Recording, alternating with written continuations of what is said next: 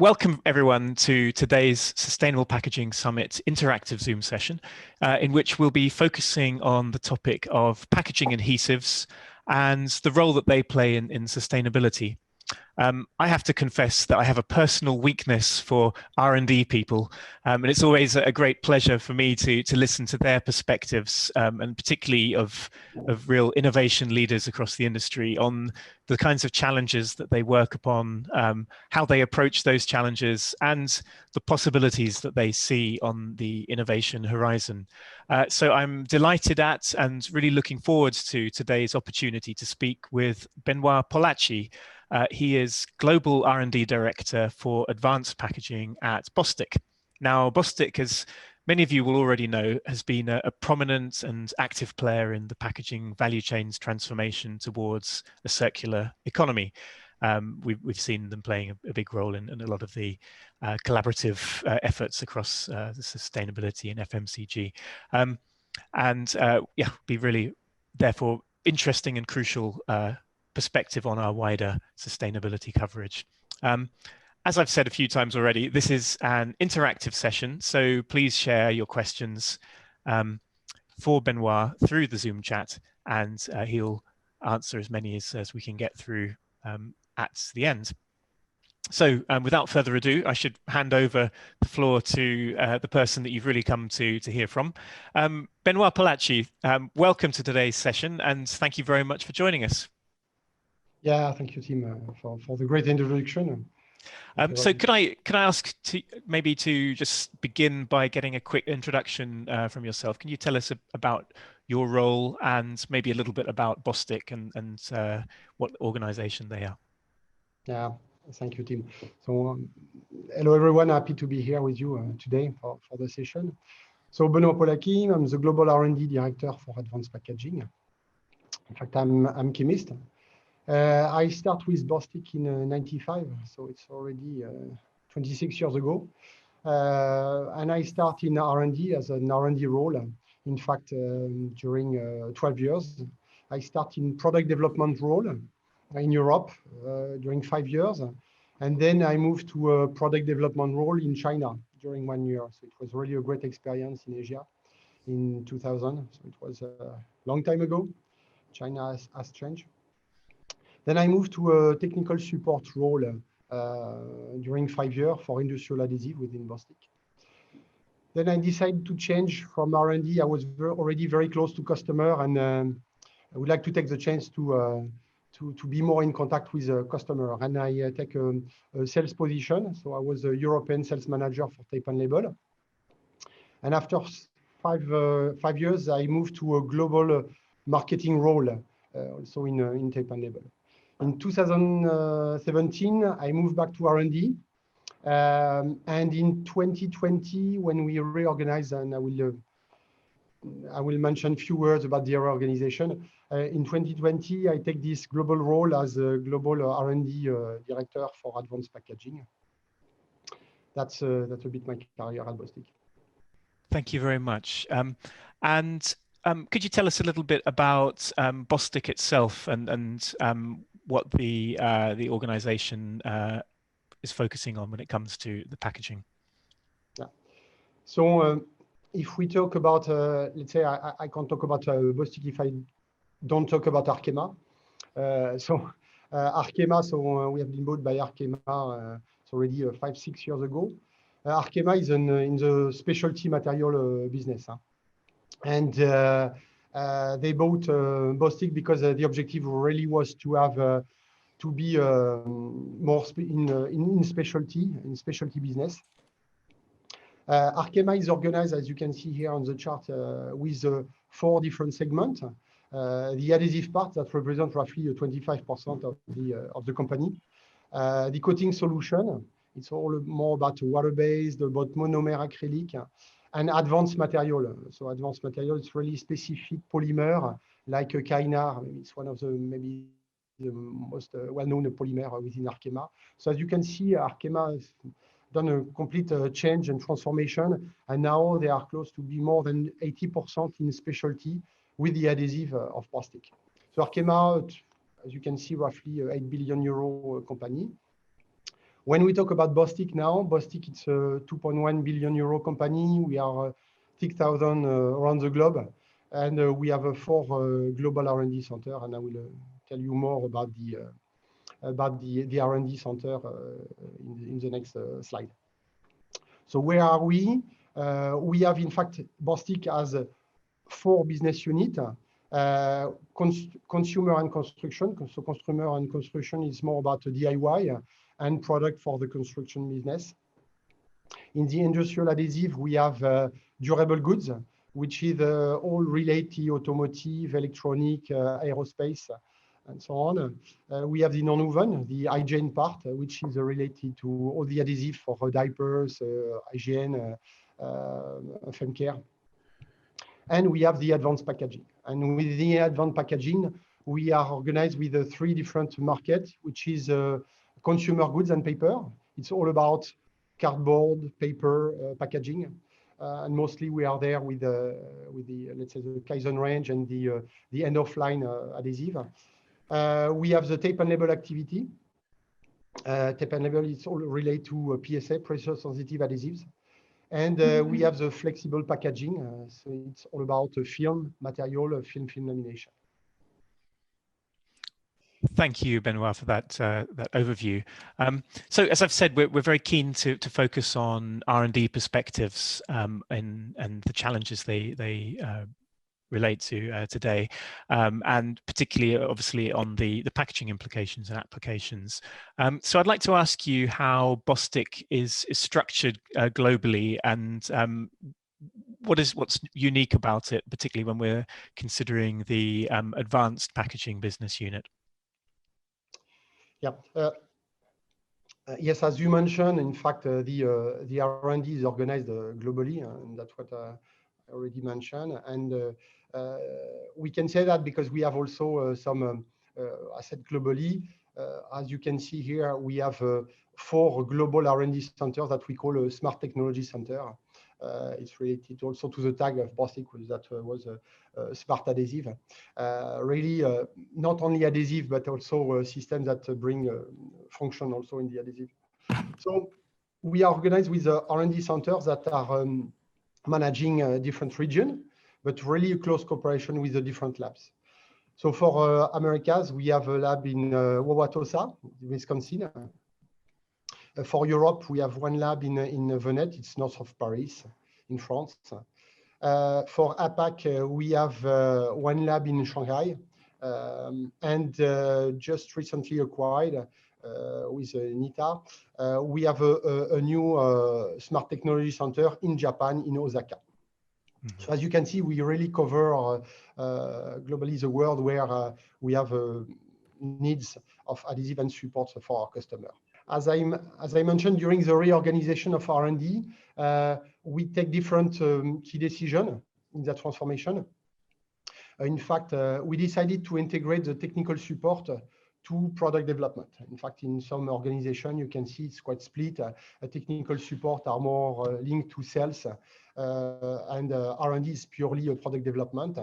But in fact, we consider it was better to work like this. Why? Because we have more and more interaction from the R&D side with the customer. And a key objective with this, let's say, the market, which is more and more demanding, the objective was to try to have a short time to market. So to do that, we absolutely need to have the tech support who help the product development manager to better understand what we will do with the adhesive, how it's used on the coating line with the customer. So it was really important to have the interaction. And I can tell you, after 1 year, it's already helped to speed up some development, which is, let's say, a good sign with the decision we had taken. So it helped also for us for the time to market internally for the development, but also it helped our customer to provide, let's say, excellent support to our customer with highly knowledgeable people, because these technical support people are located also in the R&D center, and they are there to evaluate our product on, let's say, standard machine or industrial machine sometimes. I can already give you some example. We have a team, a technical support team within our organization, which is dedicated to extrudable solution. That means adhesives that are extrudable. So we are working here with a film producer, and we are able to support our customer. And we give them some recommendation of settings, how to adjust the temperature, the speed of the crew, and so on. And it's helped rapidly when we are doing the first trial also with our customer to have immediately a first success. So that's really the objective is nobody has a lot of time, so we have to save time and to go straight to the point. Another example about in here, it's in flexible packaging, flexible lamination team. So film lamination. Again, to be close to customer, we decided this year to invest and to buy a new. It's really an industrial line, so we will be able directly to use the big rolls of customer and to do the laminates in our R&D center. So, let's say what would be the advantage? But we are close to customer condition. We are able to go to industrial line speed, so we can see really how we can adjust, let's say, the equipment with our product, and we are really close to our customers, so we can help them really strongly. So it was the first key decision, and to be really close to our customer. And the second thing that we decided to do before we organized by technology and we organized by market. And why? It's because, in fact, we clearly have seen that it's very important that in R&D, we speak exactly the same language as our customer. So we talk here about the customer intimacy, if you want. So we really support our customer on a day-to-day basis, and also we help them we give them some recommendation for their future development. So all this organization linked to customer, but more than that, also what we have seen the past months and past years is it was really important, and especially in packaging, when we talk about sustainability, it's quite new. Let's say the driver of the market is the brand owners. So we decided also to create, and I would say that I'm quite regularly in contact with the brand owners to better understand their current needs. So what our customer need to develop today, but also the trend and the future needs. So it really helps us to prepare the new technology, new platform for the future needs. Okay, great. That's a great overview of how you managed to organize such a complex set of stakeholders and applying R&D resources in the right way. Thank you very much, Benoît. So I'd like to now move on to thinking about what it is you're actually trying to achieve through R&D in your business unit. Could you tell us what are the main drivers that you are responding to in your innovation activities? So that's really we come to really the heart of Indeed. Yeah. Today. Yeah. So sustainability, in fact, that's what we are talking about today. Just to come back to 2-3 years ago, most of our converters were talking about, about aesthetic, how to have a better design, what we call eye culture. I expect it's the right term, but to really attract the consumer. Now it's, I would say, we don't talk anymore about the aesthetic or the convenience, but we talk about 100% sustainability. And when, for us at Bostik, when we talk about sustainability, so I will talk about the main driver, but for us, let's say the most important one is about food safety. Why food safety? Because first, our main objectives, when we talk about packaging, the packaging is here to protect the food. So we have to have a safe food. And also the objective is to protect the food during the time, so to not to have too much waste. So maybe you can be surprised, but yes, it's what we say a non-negotiable criteria for us. First, food safety. And when we talk about food safety, I try to not to go too much in detail about product and so on, but just to give you an idea about the different platform we are developing here in R&D. And maybe one comment, for you to better understand, I will give some example of platform. They are developed around the globe. That means to avoid to have duplication, we have some platforms that are developed in the US, some others in Europe, or even some others in Asia. And that's also what helps us, as we are all focused on key projects to speed up the development. So here, an example of for food safety, two examples that you can see here. A new platform that we develop is adhesive lacquer. And here, what we hear on the market is, guys, how can you provide something with PVC-free, styrene-free, phthalate-free? More and more, probably you heard about BPA-free. And don't worry, there are still polymer inside, but we try to make it really safe. And so we take in consideration that safety part, but also we try to develop products that are what we call universal. So then it helps the customer and the converter to use any kind of plastic material. It can be polystyrene, it can be PET, polyprop. So universal product and safe product. A second example, it's about monomaterial. I will talk again about that. It's what we develop here. It's a 2K polyurethane platform. And to make it safe, probably you heard about the new regulation for those that are in film lamination. The new regulation about PAA, primary aromatic amide.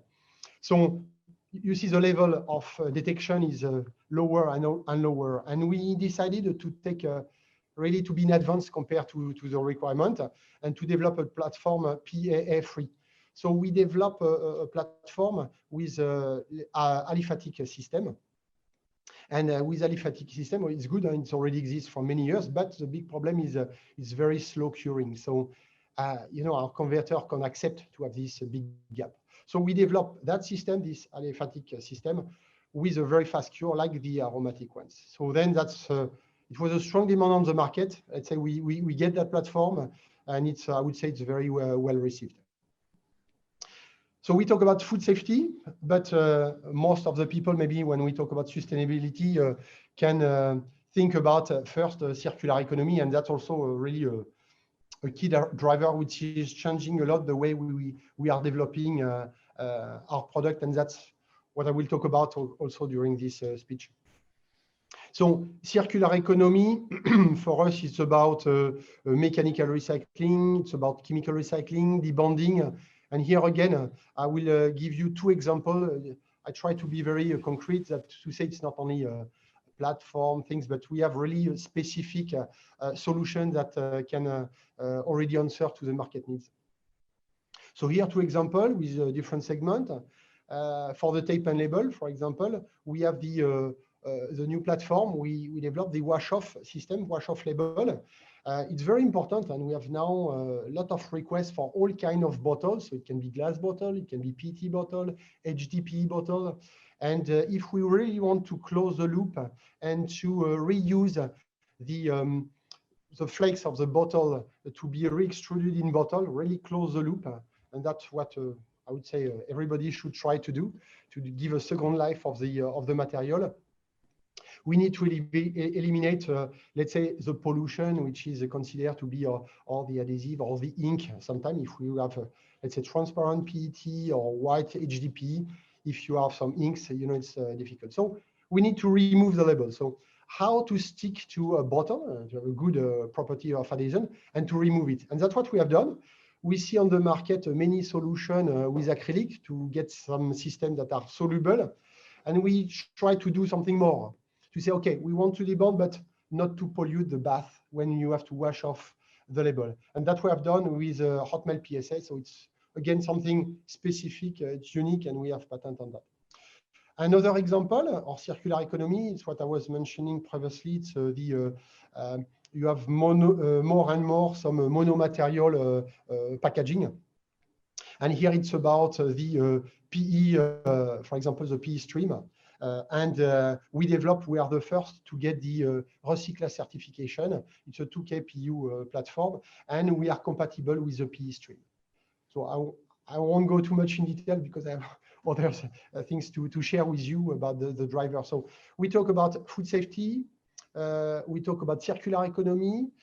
We can talk also about many customers, their main driver is also about, okay, Benoît, how can we, what can you provide to the market to have a lower environmental impact or a lower greenhouse gases, emissions? That's their concern. And here, again, two examples. Let's say, well-known platform, which is M-resin. So we have a full range for that. It's a hot melt that is extruded between a different material. And the objective here, as you can see on the picture, is to be able to open and reclose the tray for the food. So then the food stay fresh in your fridge. And what is the impact here? But you can save food. And maybe one part that I forget to mention is when we talk about low environmental impact, or we try not to do greenwashing and to measure, when we develop something, to measure the impact of the innovation with the LCA. It's at the life cycle analysis. So when you know a bit how the life cycle analysis works, and you really want to see where are the most impactful, let's say, stage in the development, you see that the most impactful is the food itself. So what we try to do is also to develop clever system to protect the food, to avoid waste. And with this system, as you can reclose, let's say your food, it can be ham, it can be cheese, stay fresh, and then you save the food. So that's really help to reduce the impact on the environment. Another platform, which is maybe not really well known, is what we call moisture cure PSA. It's a PSA that cure with moisture and temperature. And this platform had been designed some years ago to replace what is really well known is a solvent-based acrylic. So it's more in tape and in label. Today, the most well known when we try to reach a very good performance in heat or in adhesion on low surface energy. In fact, you have today mostly the solvent acrylic. So all is about solvent, but when you look at the LCA for this platform, that's not really ideal. So we develop a platform, this moisture cure PSA, 100% solid. So that means you have no solvent. So you save a lot and you have a lower impact on environment producing this product, but also at customer side, that means you don't need any extraction, any condensation of the solvent. So you save a lot of, let's say, a gas emission with this kind of platform. So two examples to show you, how we see this different way to have a lower impact on the environment. I will finish with two other drivers. Try to make it quick. Another driver is also the fossil material. The question is, Bostik, what do you have to replace fossil material? What do you have also as a biodegradable material, compostable material? So here, rapidly, two examples. The chocolate bar, snacks, as you can see on the bottom, sorry. So you have seen today that we have a product, and it's written, which is a BPI certified industrial compost. So it's a first answer to the market to say, guys, okay, today it's based on natural latex. So it's natural, it's good. But in terms of biodegradability, it's not really the most interesting one. So we developed something, it's a new polymer, and we are able to design and to develop a concrete solution, BPI certified. Another example is for the consumer goods and paper. How to close the box with a polymer that is not fossil-based. That's what we develop. And again, here you have an example of a platform that has been developed. And we have also just received the BPI certification for such a product. So concrete case about products that we use today, normally with fossil-based on the market or natural-based, but we try to improve them and try to get also certificate to show that we are going also on the right direction. And last but not least, when we talk about sustainability, We talk about also the economical part. Sometimes we forget about it, but don't worry, our customer, when we talk about innovation, also they talk about money at the end. So what is affordable? We need to develop solutions that are, I would say, affordable. And I will come back to the example of, for example, moisture cure.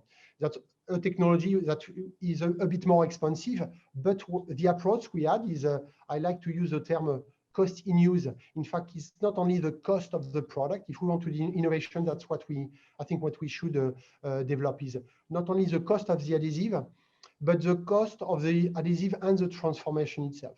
So that means with this platform, for example, we are able to reduce the coat weight. Instead of, for example, in some tape, 65 grams, we can put 50. So it's roughly minus 30%. So it's quite huge.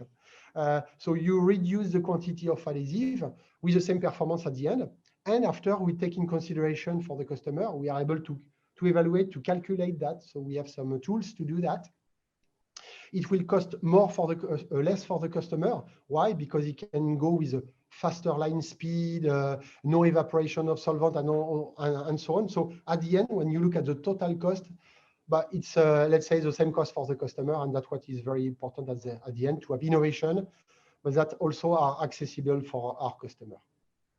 So that's, I try to give this different driver. Sorry to be a bit long, but just to say that it's maybe everybody can think about maybe one or two driver, but we try to look at all these driver, and it's really the primary criterion we have at the beginning. Now when we develop the product, it's this first criteria we are looking at the beginning.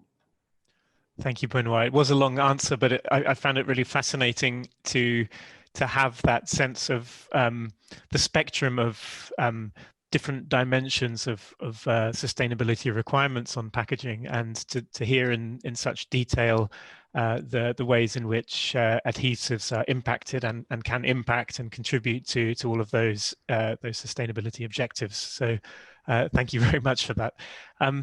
So I'd just like to pick up on the points that you just made at the end of your comments, that sustainability is integrated early stage as the primary criterion for product development. When you identify the need for a new product, what's the starting point for designing them? How exactly do you transform that need into a real product, a concrete product? Yeah, very good question. Thank you, Tim. Yeah, so that's yeah, that's a big change, in fact, because some years ago we were mostly discussing with our customer about, okay, what is the use? You know, what do you want to do with our product? What kind of packaging? It was more related to the user. And so that's the minimum we should know as an adhesive developer. But now we should do more, and we start to talk about, okay, what is the end of life? You know, or what is the end to start? Because when we talk about the end, we talk about the sorting, the way that our packaging will be recycled. So I try here to take, just to give you an example, a concrete example about how we work. And I will take the example of paper when we talk about the different stream. The paper stream, what I take the example is because more and more you see, it can be Nestle and others that already comment that they try, if they can, to use, to transform packaging in paper packaging instead of plastic. It's really seen for our consumer to be really good for the environment. So we look at the paper and we say, okay, in the paper stream, there is a sorting first, but when it arrives to recreate or repulp the paper, what do we need to do? But we need to try to find a solution to have adhesives that are able to be what we call repulpable. That means separable from the pulp, with a very simple way. So that's maybe a fair things. Or we can say, okay, yeah, but what we are trying to do with this packaging is to make it biodegradable. So when we talk about biodegradable, and here maybe some definition biodegradable, it's always linked to an environment. So we have to ask, guys, what do you want? You want to have something biodegradable in water, natural water, in seawater, in soil? Is it a home compost, industrial compost unit? So it's really, when you say biodegradable, it can be let's say a different environment and different kind of environment. So we first start from that, and from that you define first the backbone. Okay, if we want to achieve that target, we need to use that backbone, and then you go back to the use, and that's how we develop the product. Another key also, that here it's technically what we have to do internally, but also what is key is and more is to as we are closer to the market, we can do that, is to be close to all the other stakeholders. It's not only our customer, not only the brand owners, but during all the value chain, you have a lot of people that have some needs, some advice. I will take a specific example here, come back to the wash-off PSA, hot melt that we develop. And concretely, what we have done, we work with the adhesive was in contact with the face material. So we were working with a film supplier, face stock supplier. We are in contact with, let's say, with Arkema when we talk about the glass bottle, because they have some treatment on the bottle. So the adhesive is interaction with the bottle. Bottle producer, what about the different material they have? We are talking with recycler. So here it was really a partnership with recycler. How do you recycle? Packaging designer. So you see, in all the value chain, you have different people, and that's really the transformation we have done, is work with the others, not alone, to be sure that with the development, it will fit directly with the market needs. So that's a key pillar now for us, is what we call cooperative development, or it can be called open innovation. Is the first thing we see is, okay, when we need to develop new things, is do we have the resource internally within Bostik? If we don't get, the first thing we are doing, we look at Arkema. We have the chance to be in a chemical company, so we look at our colleagues, and can they support Bostik also on that development? And if we don't get that, but we go abroad. So I will take an example about when we start to talk about mechanical recycling. For us, it was also new. I don't know if 3 years ago we were talking about mechanical recycling, and we say, okay, we need to know more. What it is about, how do we recycle, how it works. And so we decided to have a partnership with a university. I can mention it, it's not secret, with the University of Ghent, where they have a strong expertise in grinding, in re-extruding some product. And so we are working on that for the mechanical recycling. And that's how then we are able to evaluate the performance of our products that we develop, and to have a concrete solution. And then at the end, to pass the Recyclas certification, to have products that really answer to the market needs. Okay, great. Thank you very much, Benoît. And as always, whenever I get the chance to talk to a leader of R&D, I'm always interested in their more sort of reflexive views about the future, what you can expect to see. People like you always have quite a sort of strong vision, I think.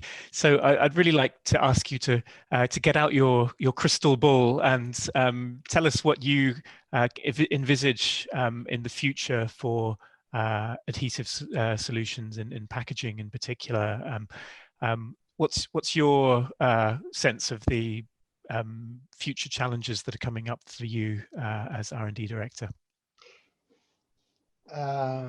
So I will try not to give you too much secret, but to give you a flavor of... everyone here promises we won't disclose anything you say. We are just together, so it's okay. Both together. No, in fact, the big change I see, and I think it will accelerate, is we won't be, we'll be no longer alone. So it's more and more collaborative, let's say, development. I really trust on that. So it's a challenge because where you are alone, you control everything. Where you are a group of company of experts to coordinate all that, it's not easy. But that's why it's important also internally us to see also how we can speed up. I was talking about time to market. For me, that's a key element because in some area it will slow down because you have other partners. So how from your side, from our side, to speed up this, to be sure that we don't slow down the process. When I say not alone, I can take an example, but with a lot of collaborative initiatives that we have seen on the market, like we participate today with CFlex, and with all these, let's say, shareholders, we really understand what they need and how we should develop our new product. So more collaborative cooperation with different partners. That's what we will do. Now internally, what we should do and what I try to develop internally, it's I don't see a lot of communication on that, but it's more about artificial intelligence.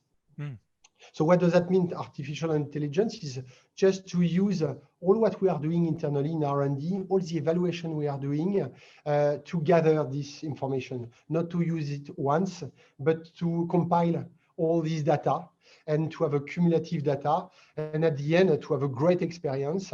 And then it will help us, and especially I would say in the reactive technology, when you start from monomer, you do pre-polymer, you do synthesis of the adhesive, and you transform it.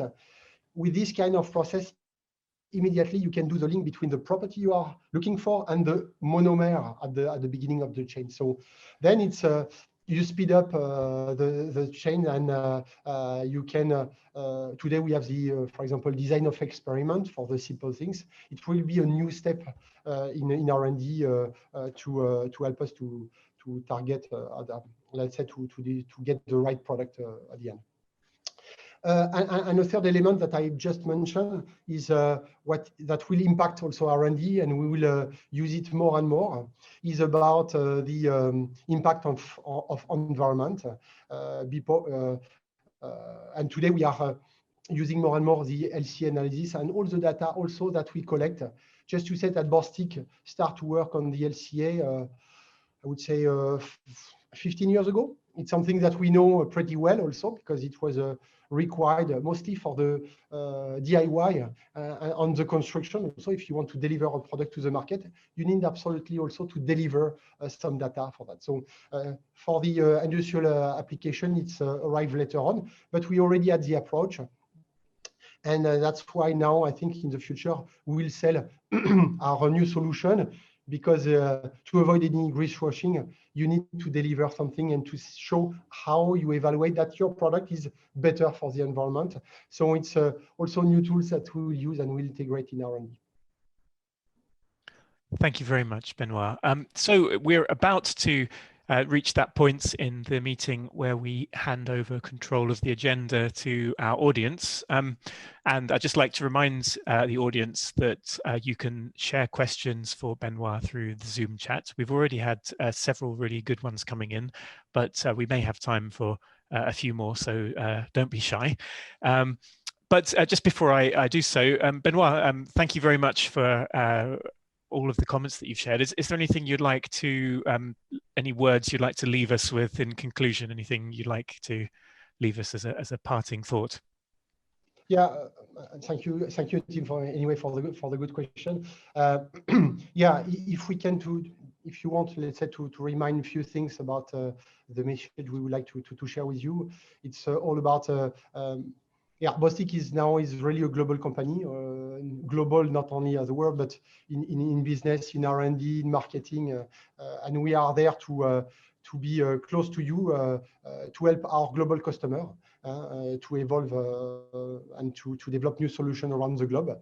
So we know it's not easy, and because the needs around the globe can be a bit different, but we are everywhere, so we know a bit what are the trends, whatever are the region. So we are clearly a global company. We are also a global expert, a packaging expert. I show some example about different packaging. It can be a flexible packaging, rigid packaging, tape and label. So we have really a full range of product, but also a full new innovation. I talk about mostly the platform, but below that you have different products that already exist. So yeah, global, your, let's say, a partner in packaging.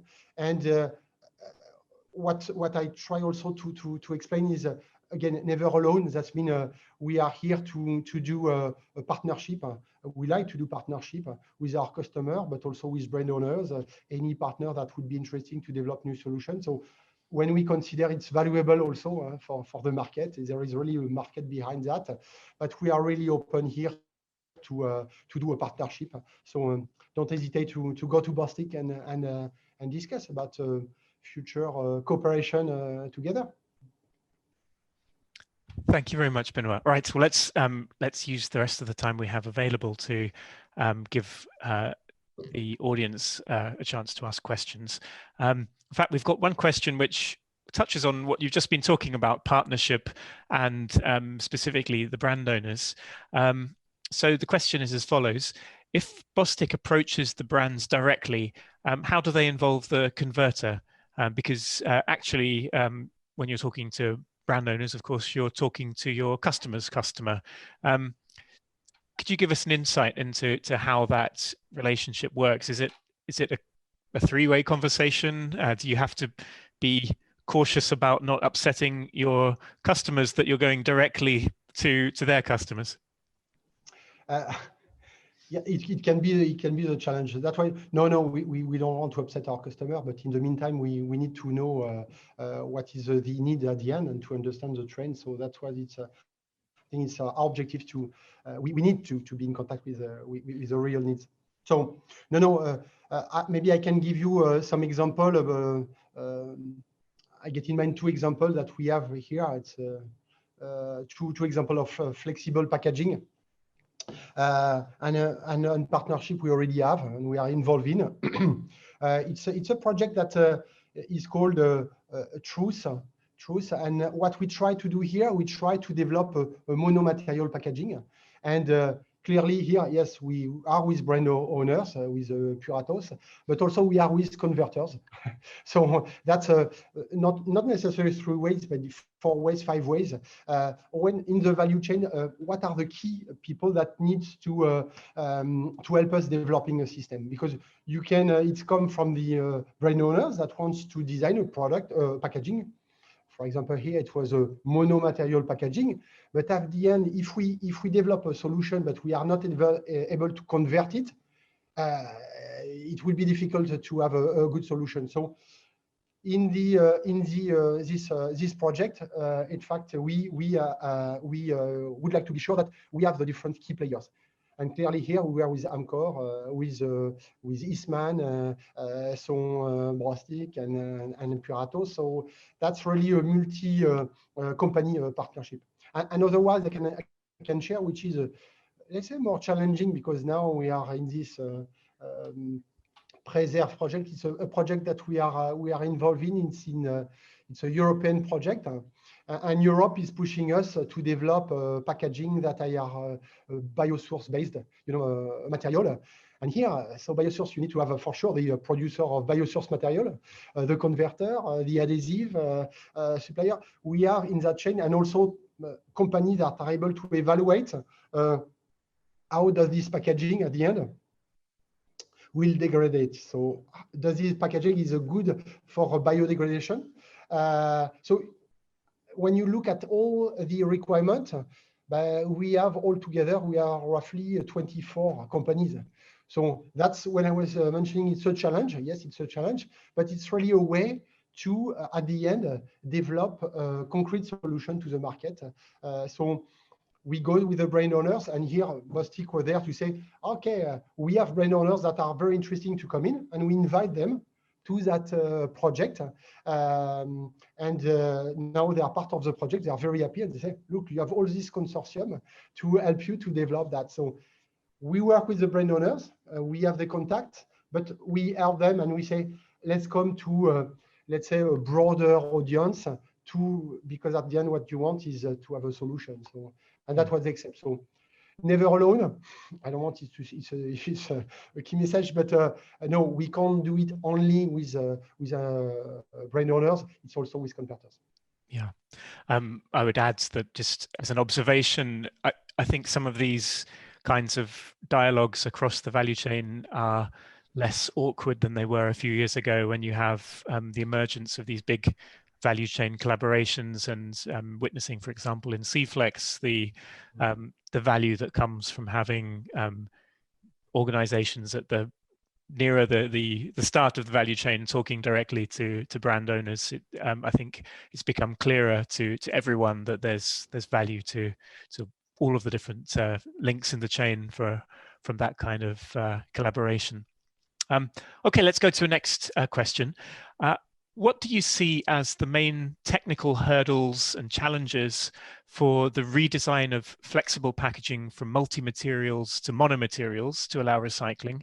And part two of that question, the same question for plastic film to paper. So yeah, I guess the context here is that we're seeing a drive to simplified materials, more easily recyclable packaging materials. And yeah, what are the technical hurdles that that presents for adhesives?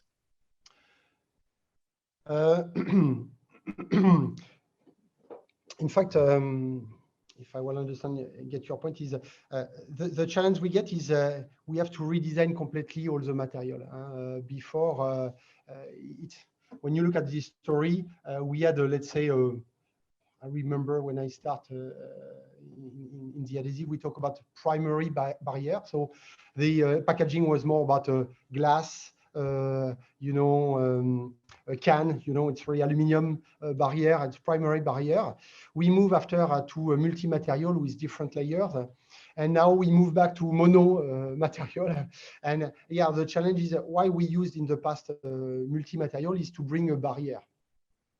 And that's something we now fully understand. So the challenge is to find a product that really can bring that can bond. That's the first thing that we ask for the adhesive, but also can bring additional function.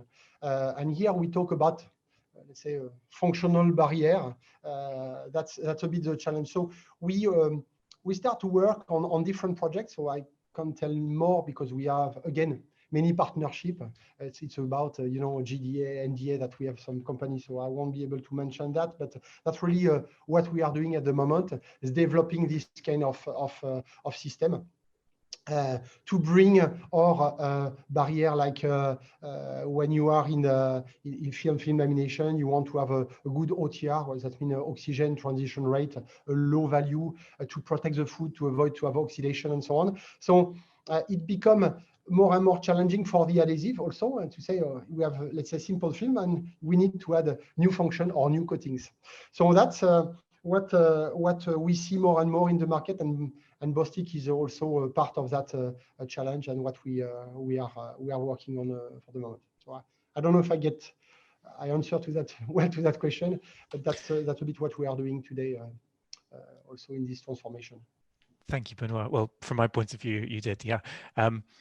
One thing I should add actually is that if anyone wanted to follow up with Benoît, I can share the link to his LinkedIn profile in the chat. I'll do that at the end of the meeting. And if anyone wants to connect with Benoît, then we would like you to have the opportunity to follow up and talk and collaborate with him in the future. We've had a couple of questions actually that were picking up on your comments, Benoît, about compostable hot melt. And both of them were asking whether those are industrial or home compost.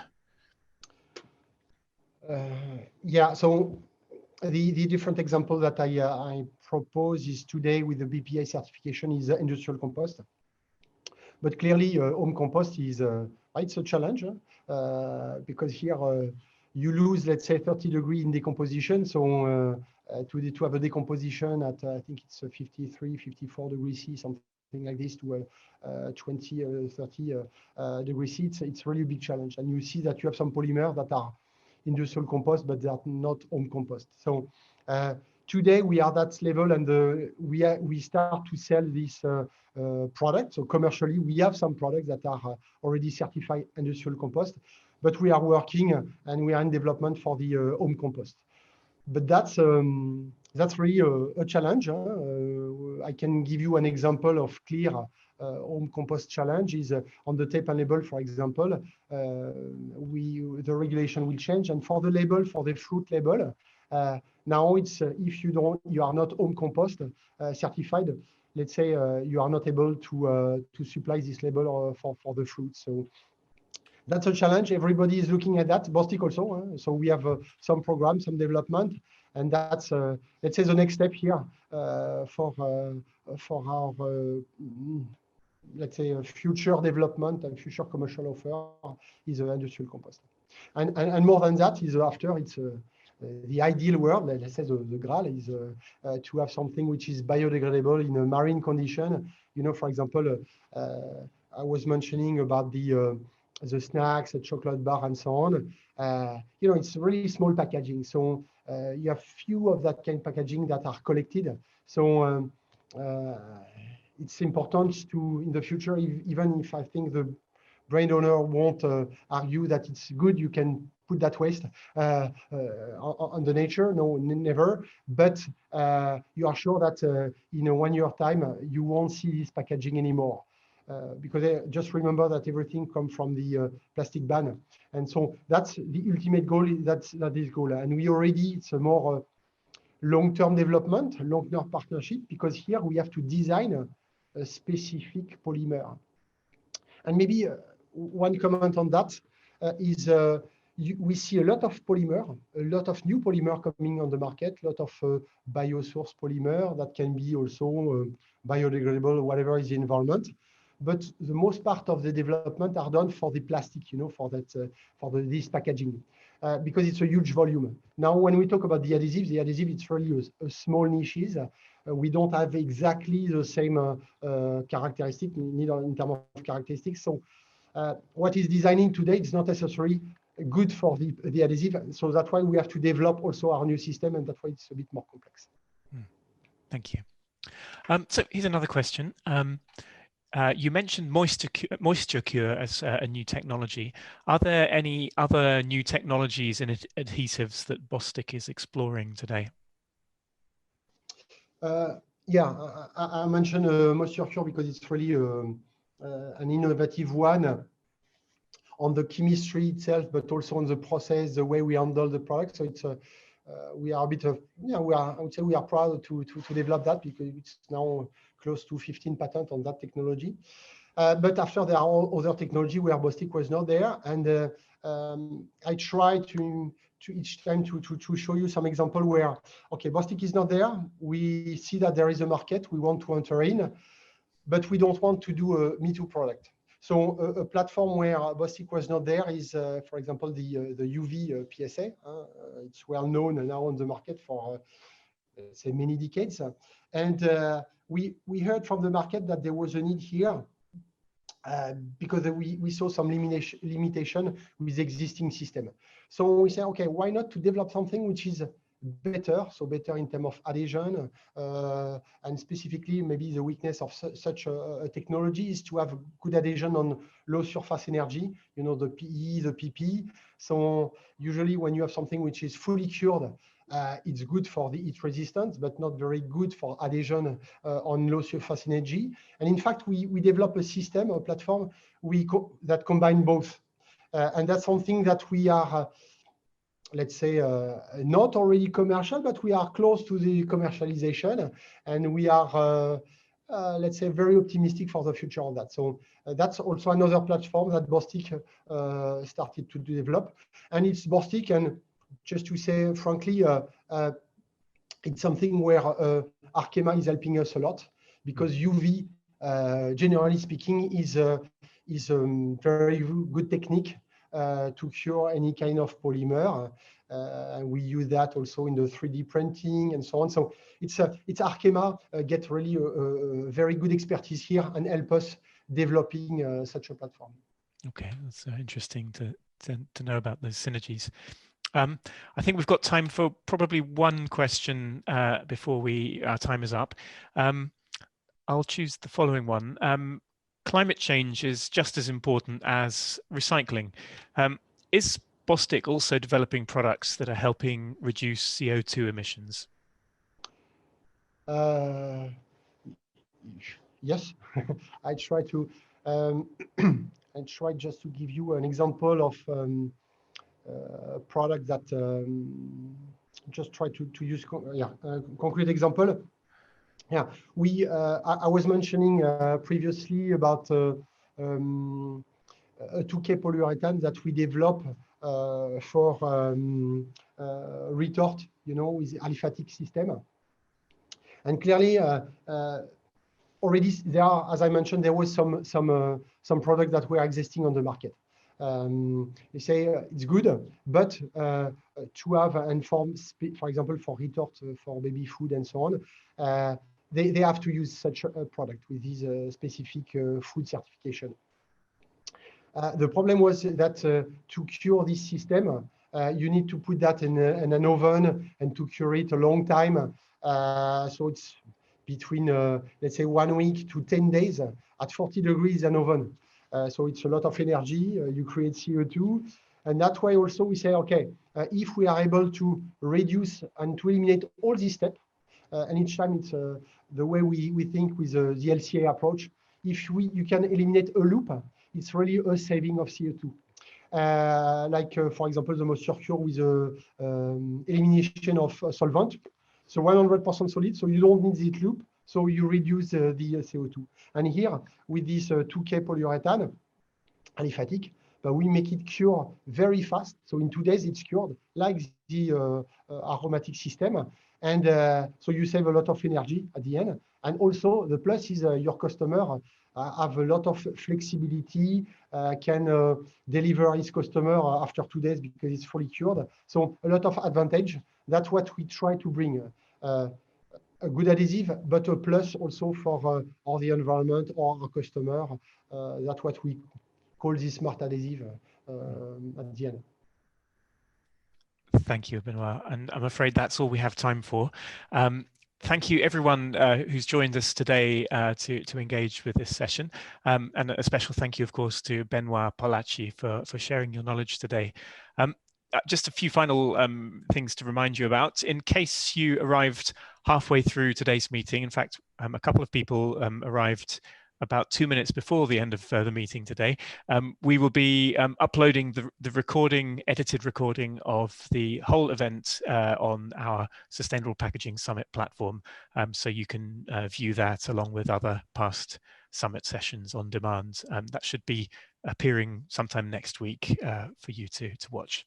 It just remains to say that we have lots of upcoming live panels and Zoom meetings, which we'll inform you of in due course directly.